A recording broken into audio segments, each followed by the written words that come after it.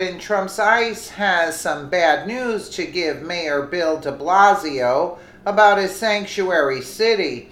It would appear that we have something of a civil war in progress in America. So far, however, only government forces are involved. This is seen in the battle between federal law enforcement, represented by Immigration and Customs Enforcement, ICE, on one side, and various local jurisdictions on the other side. It has manifested itself in a battle by those local jurisdictions to prevent ICE from enforcing federal law by removing illegal immigrants from their cities. This is the familiar sanctuary city dispute. The extent to which those jurisdictions, overwhelmingly led by leftists, are willing to go to protect illegals from deportation is a measure of the danger their actions present to the people they were elected to serve.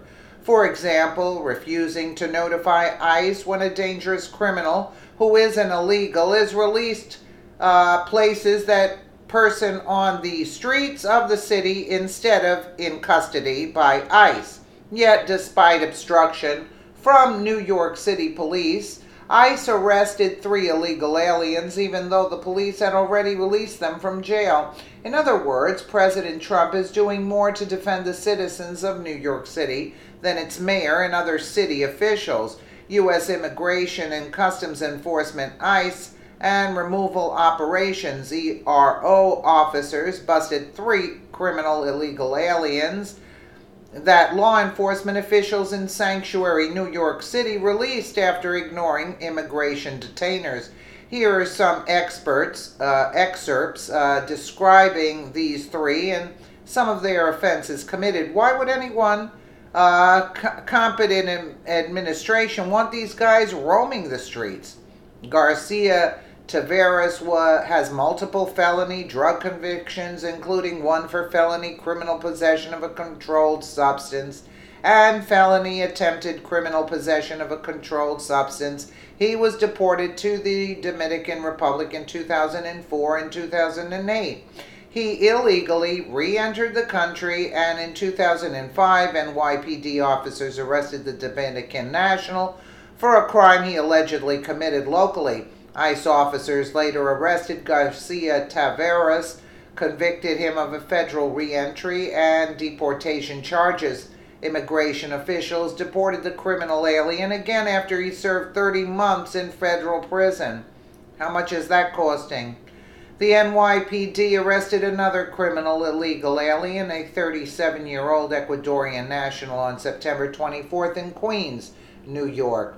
ERO deportation officers filed an immigration detainer on Rafael Tensa Borracho with the NYPD, but they released him without ICE being notified. NYPD officers arrested a Mexican national, 26-year-old Francisco Morales Ariza.